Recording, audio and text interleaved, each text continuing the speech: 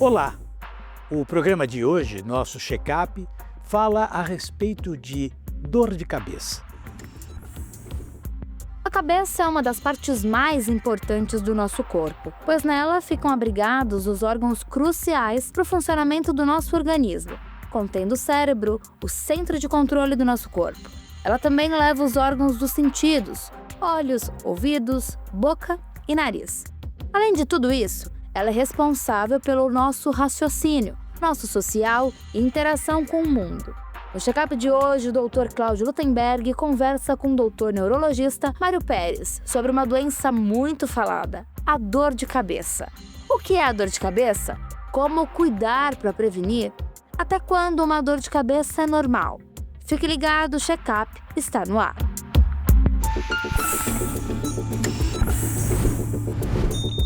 Check-up Jovem Pan, com o Dr. Cláudio Luttenberg. Segundo a Sociedade Brasileira de Cefaleia, estima-se que mais de 140 milhões de pessoas sofram com dores de cabeça. Destas, 13 milhões encaram o problema entre 15 ou mais dias por mês. Essa maior incidência caracteriza a cefaleia crônica, condição que impacta na qualidade de vida e dificulta na busca por tratamentos eficazes, causando risco de abuso de medicamentos, automedicação, além de problemas mentais e sociais. Por se tratar de algo conhecido, onde 95% das pessoas têm dor de cabeça pelo menos uma vez na vida, sendo 70% dos afetados mulheres e 50% homens, muitos não conhecem meios para tratar e não dão a devida atenção.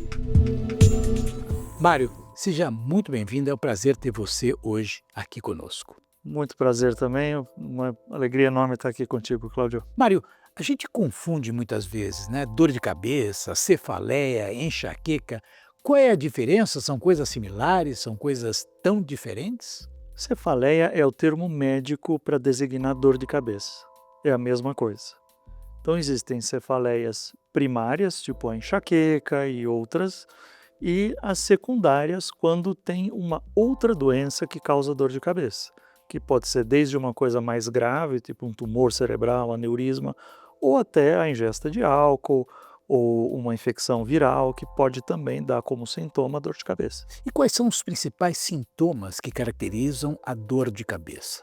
Ela pode ser difusa, ela é localizada? Como é que ela se manifesta ou depende do tipo de causa que leva a ela? Então vamos falar dos sintomas da enxaqueca. A enxaqueca não é só dor de cabeça. Ela tem incômodo com a luz, com o barulho, ela tem enjoos, pode dar tontura junto, pode dar as auras visuais, as alterações visuais que você vê toda hora no seu consultório, né? E também tem o chamado pródromo, que são sintomas que vêm antes da dor de cabeça. Então a pessoa fica com irritabilidade, às vezes dor cervical, tem bocejos, tem aumento de ou mais vontade de urinar, tem alterações digestivas, tem náuseas e também incômodo com luz, com barulho. É impressão minha ou de fato está ficando mais frequente as pessoas serem diagnosticadas com enxaqueca? A gente está vendo realmente, com o passar dos anos, um aumento de sobrecargas de todas as maneiras, físicas e mentais. E isso reflete em mais dores, de uma maneira geral, porque o sistema de dor é um sistema de defesa, é um sistema de alerta que vai sinalizar alguma coisa para a gente que está errada. Então a gente está vendo mais. E também as pessoas estão se conscientizando mais da existência da enxaqueca e dos seus tratamentos. Os tratamentos de evitar a dor de cabeça e não só o uso de analgésicos, como é o mais comum. Quer dizer, no passado as pessoas tomavam remédio, eram sintomáticos e resolviam temporariamente e esqueciam o assunto. E hoje elas têm o interesse, ou porque é recorrente, ou porque de fato elas são mais alertadas para isso, correto? É. E também existem novos tratamentos que geraram uma resposta melhor de efeito nas pessoas. Então, a gente está tendo cada vez mais e melhores opções de tratamento. Ainda, a maior parte das pessoas só tomam analgésico, só apagam o incêndio e não fazem o tratamento preventivo, que pode ser tanto com remédio quanto sem remédio. E você Quando observa o panorama daqueles pacientes que te procuram, você tem dores de cabeça que são oriundas de problemas na cabeça, mas tem doenças sistêmicas que também cursam com dor de cabeça. Quais doenças seriam essas? Tem. Eu acho que a mais importante para a gente conversar é a pressão alta, a hipertensão arterial. Existe um lado que é um mito, porque a pressão bem controlada ou uma pressão moderadamente aumentada não deve ser causa de dor de cabeça. Mas enxaqueca e pressão alta se conversam, são comorbidades. Inclusive, tem tratamentos para pressão que também são bons para enxaqueca, como os beta-bloqueadores ou o candesartan, por exemplo. Existem níveis de dor de cabeça? Existe dor de cabeça fraca, leve, moderada e forte, muito forte. Existem todos os níveis possíveis. Existe a cefaleia em salvas, por exemplo, que é um tipo de dor considerada a pior dor que o ser humano pode sentir. Ela normalmente é só de um lado, ela tem lacrimejamento, queda da pálpebra, ela dura menos, dura em média 30 minutos, gosta de vir em um horário do dia específico. E ela é realmente extremamente incapacitante, diferente da enxaqueca, que a pessoa prefere ficar mais num quarto escuro ou quieta. Na cefaleia em salvas a pessoa fica agitada, inquieta, e os tratamentos são também muito efetivos, tanto para cortar quanto para evitar que ela apareça. Otávio Franco, paciente de cefaleia em salvas e voluntário da Associação Brasileira de Cefaleia em Salvas e Enxaqueca, conta como sofre com sintomas desde 17 anos e como ficou uma década sem diagnóstico. Depois de várias visitas em especialistas, exames desnecessários e desamparo, Otávio conseguiu descobrir o problema e procurar por tratamento. Cerca de 17, 18 anos de idade, eu comecei a ter dores de cabeça fortíssimas, né? Muito fortes mesmo, né? Chegava a ficar desesperado, né? Do tamanho que era a dor, né? Procurei médicos, né? Recebi diversos diagnósticos dos mais diferentes, né? Fui em oftalmologista, achando que era problema no olho. Fui em dentista, achando que tinha problema no dente, porque doía um pedaço da minha cabeça, né? Passei mesmo em neurologistas, né? Que achavam que eu tinha enxaqueca. E fiquei mais de 10 anos com diagnósticos errados, tomando uma medicação errada e principalmente assim, com grande desespero de não saber por que minha cabeça doía tanto, né? E sem saber o que fazer com isso. O que acontece é que essa dor de cabeça que eu tenho, que é a cefaleia em salvas, ela tem uma característica muito peculiar, que é a periodicidade, né? Então ela dá uma época do ano e depois ela para. No meu caso, a minha cabeça dói quase todo dia, durante umas 6 semanas, 4, 6 semanas, às vezes 8, e depois ela para, e ela volta só no outro ano. Então o que acontecia é que sempre que eu ia num médico e ele me passava algum tipo de tratamento, depois de um tempo ela parava, mas porque ela para mesmo, né? E eu achava que aquele tratamento tinha funcionado. Só que quando ela voltava no outro ano, eu fazia o mesmo tratamento e aquilo não funcionava. Então aquilo foi me dando assim, atrapalhava muito assim a parte emocional também, né? Até que um dia eu assistindo um programa como esse daqui, né, um programa de esclarecimento, tinha um neurologista falando sobre cefaleias, eu me interessei do assunto, né, porque eu tinha dor de cabeça. E aí ele começou a contar algumas características de uma cefaleia que ele disse que era mais rara que as outras, né. E aí ele explicou, ele falou, olha, é uma dor muito forte, que é o que eu sentia, de um lado só da cabeça, né, não é na cabeça inteira, que também é o que eu sentia. Aí ele falou, dura de 30 a 45 minutos, que era o meu caso, durava geralmente 40 minutos, uma hora e pouquinho, né? Que é muito diferente da enxaqueca, que dura de 3 horas a 3 dias. E aí ele falou assim, tem uma característica muito peculiar, que é o seguinte, no momento da dor, o olho incha, né, fica vermelho, a pálpebra fica bem inchada, o olho escorre e o nariz escorre. Quando eu ouvi isso, eu falei assim, poxa, mas é isso que eu tenho, né? E só então que eu descobri que eu tinha cefaleia em salvas, né? A partir disso, aí eu consegui um diagnóstico médico correto para confirmar essa informação que eu tinha recebido nesse programa. E a partir daí eu consegui fazer um tratamento adequado para a cefaleia em salvas, porque até então eu fazia tratamentos para outros tipos de dores de cabeça. E a cefaleia em salvas ela é mais peculiar, então o tratamento dela é peculiar, né? Eu consegui manejar muito melhor a dor de cabeça e principalmente eu não tinha mais aquele desespero, porque eu sabia que apesar de ser uma dor muito forte, era só uma dor, não estava acontecendo nada, porque antes eu achava que a minha cabeça ia explodir, que eu tinha alguma coisa na cabeça, né? E que ela ia passar, né? Em algum momento ela ia passar. Então foi muito importante para mim e muito libertador poder ter um diagnóstico correto sobre cefaleia em salvas, porque até então eu tinha só diagnósticos errados. O diagnóstico mais próximo que eu tive foi de enxaqueca, mas o remédio da enxaqueca não serve para cefaleia em salvas, então eu sabia que eu tinha uma dor de cabeça, mas eu tratava ela de forma errada, né? Então a partir do momento que eu descobri que eu tinha cefaleia em salvas, eu consegui tratar ela de uma maneira mais adequada e principalmente conseguir ter um pouco mais de tranquilidade de saber que era uma condição que é manejável, né? Apesar de não haver cura, ela tem tratamento, né? Tem tratamento agudo, tem tratamento e até preventivo. A cefaleia em salvas, ela, apesar de não ser uma doença que ainda se conhece a cura, até porque não se sabe nem muito bem o que causa, né? Ela tem tratamento. E esse tratamento é bastante eficaz. A pessoa consegue melhorar muito a dor, melhorar muitas crises, né? Claro que cada caso é um caso, né?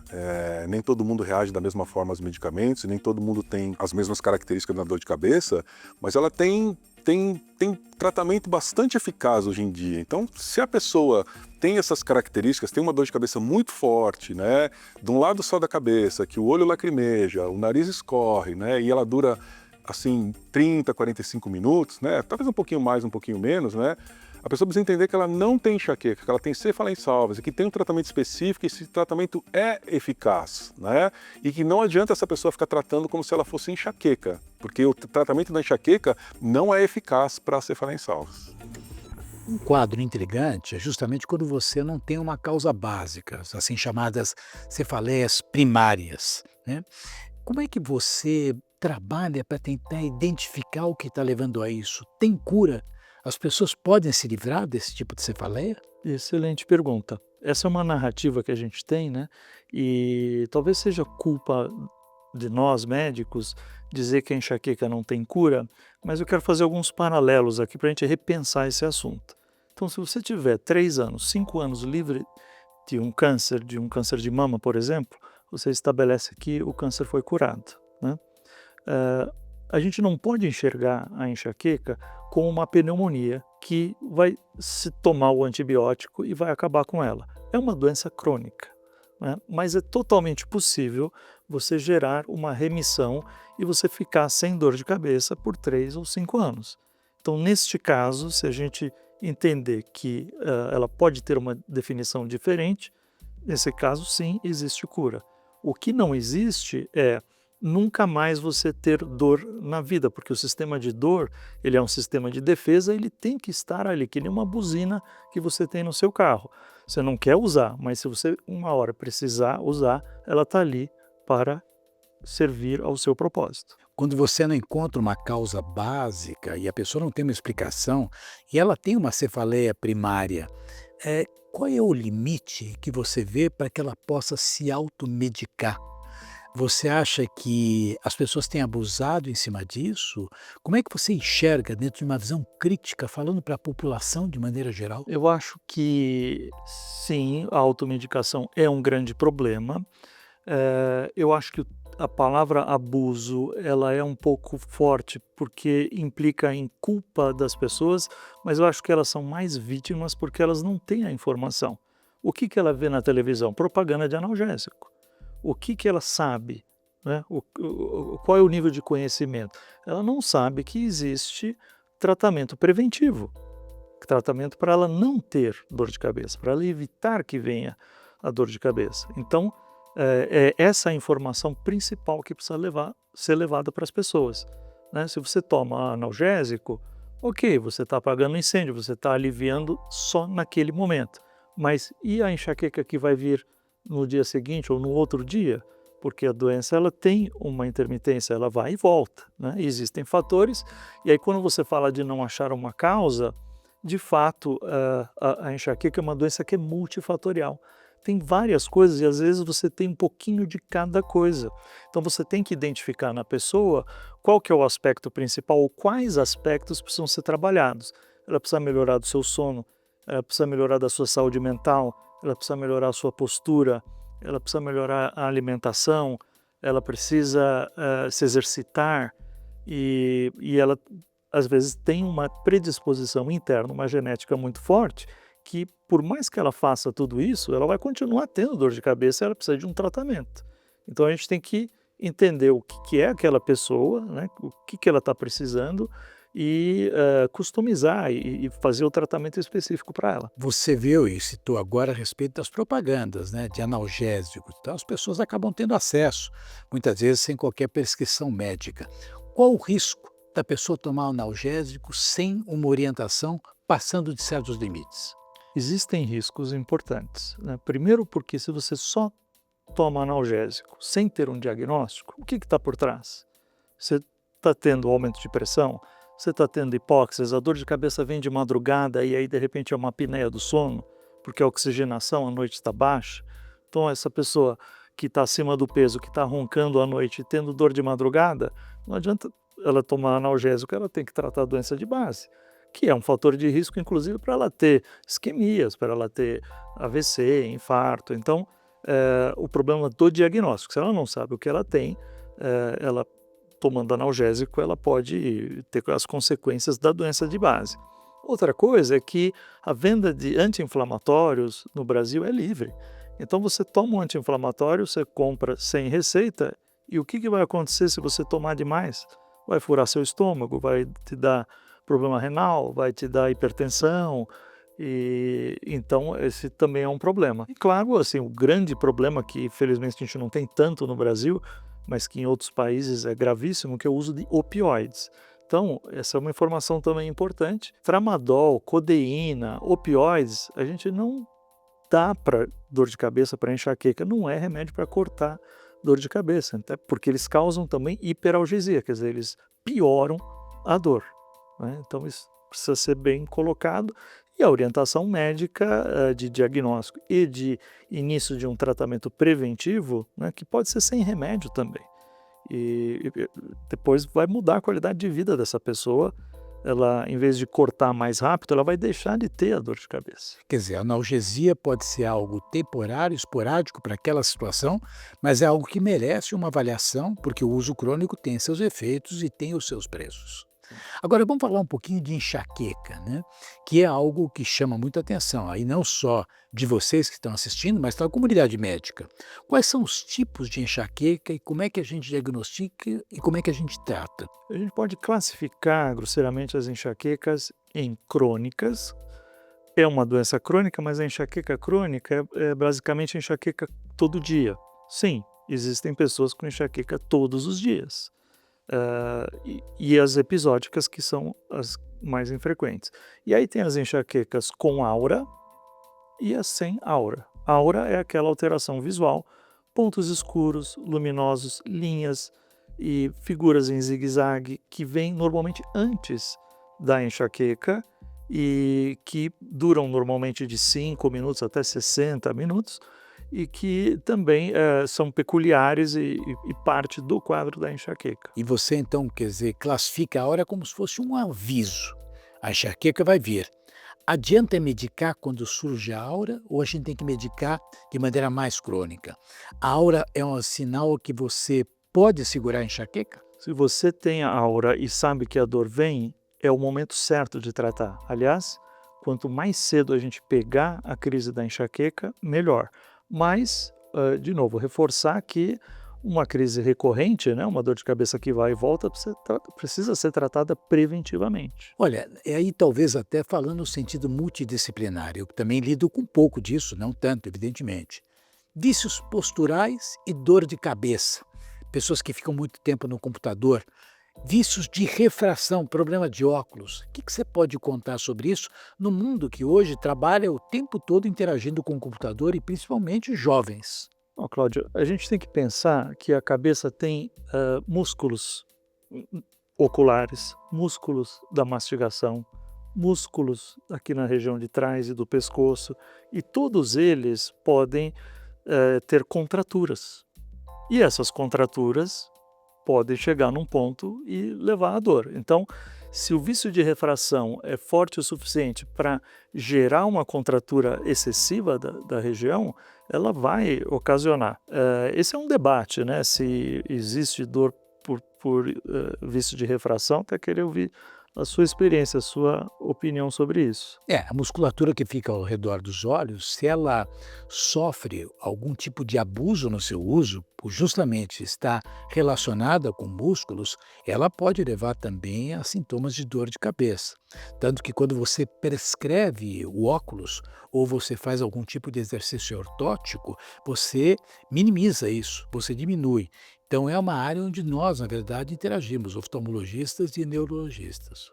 Se falei a secundária, o que você pode contar para a gente das doenças de base que levam a isso? Bom, tem algumas que são importantes, né? Na verdade, qualquer coisa pode dar dor de cabeça, desde as mais graves, tumor cerebral, aneurisma, isquemias e um espectro grande até as causas bem simples, né?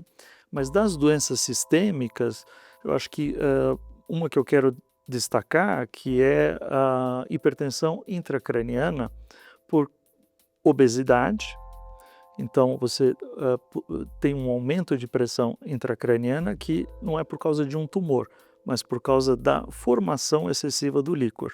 E isso também causa uma consequência no seu lado, né, que é a alteração visual e alterações da retina, atrofia, e no final a pessoa pode até cursar com cegueira, perda visual, né? Então, para suspeitar de uma hipertensão intracraniana idiopática, você vai ter aquela pessoa com obesidade, com dor diária, com zumbido e com alguma alteração visual. Então, esse conjunto de sintomas aí precisa ser levado ao médico para que ele também pense nessa possibilidade diagnóstica e consiga tratar, e aí a pessoa tem uma melhora substancial. Nessa epidemia de doenças mentais, depressão e ansiedade, a depressão e a ansiedade levam à dor de cabeça ou a dor de cabeça pode levar à depressão e ansiedade? Ou os dois caminhos são possíveis? Excelente tema, é uma via de mão dupla. E é uma coisa interessante, há tempos atrás a gente achava que era a depressão a maior culpada, mas a que mais gera dor de cabeça é a ansiedade e os sintomas físicos de depressão. Se a gente juntar ansiedade, antecipação, preocupação, se a gente juntar também a irritabilidade, nós vamos ter um caldo bastante, que a gente chama algógeno, quer dizer, a junção dessas duas situações levam bastante à dor de cabeça. Irritabilidade e ansiedade, preocupação, antecipação. Agora, não é infrequente a gente, até no cotidiano, conversando entre amigos, no consultório também. Estou com uma leve dor de cabeça, mas não há nada grave. Quando é que as pessoas têm que se preocupar com a dor de cabeça? Tem duas questões aqui, que é a dor de cabeça como um sinal de alerta de algo grave. Então, se é uma dor de cabeça como uma paulada de forte intensidade, aguda, pode ser um sinal de aneurisma, de sangramento cerebral. Agora, se é uma dor de cabeça que está te atrapalhando de alguma forma, que tira a sua qualidade de vida, que é frequente e recorrente, essa aí, tanto faz aonde, como, ela precisa ser diagnosticada e tratada porque ela te atrapalha de alguma forma. Você falou que você pode prevenir a dor de cabeça, principalmente quando você tem o aura, que está te avisando.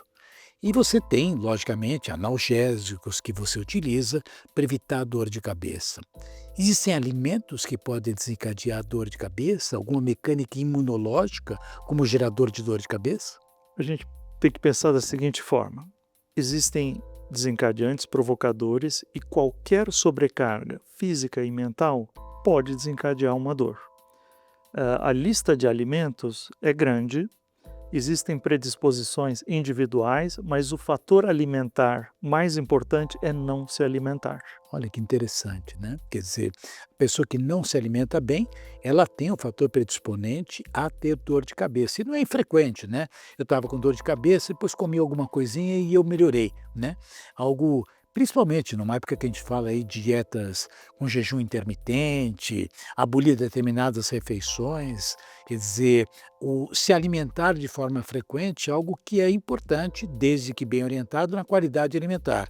Caso contrário, esse tipo de jejum, ele pode levar inclusive à dor de cabeça. Você, depois de tantos anos na atividade clínica como médico, né?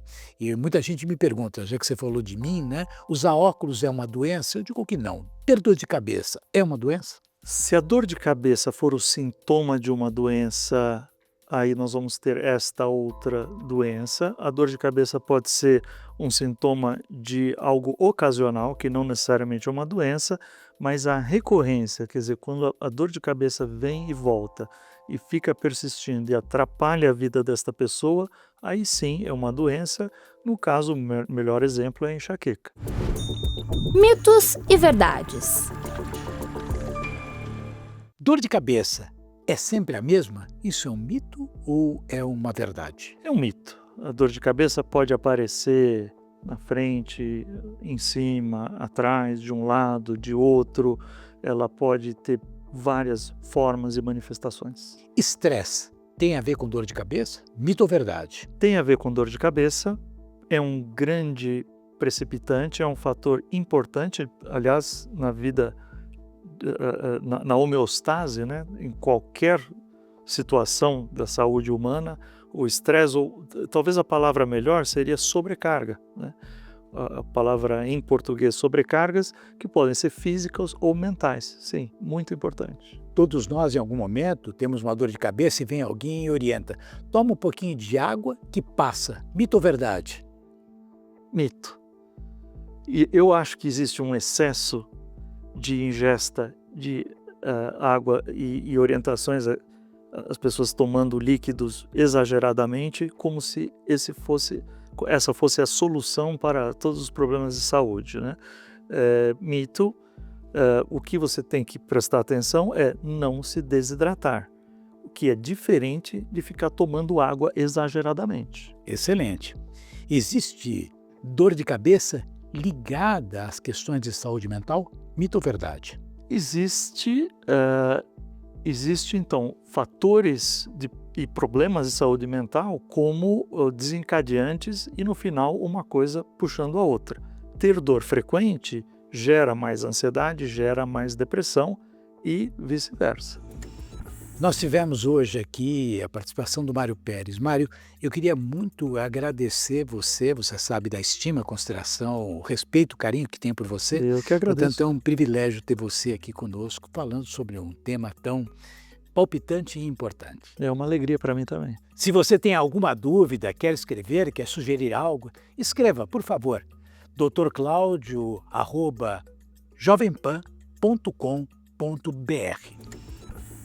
No check-up de hoje, você viu os tipos de dores de cabeça, o que elas significam, como tratar essas dores para uma melhor experiência da vida, quando a dor de cabeça é um sintoma de outras doenças, como resolver esse sintoma sem depender apenas dos analgésicos.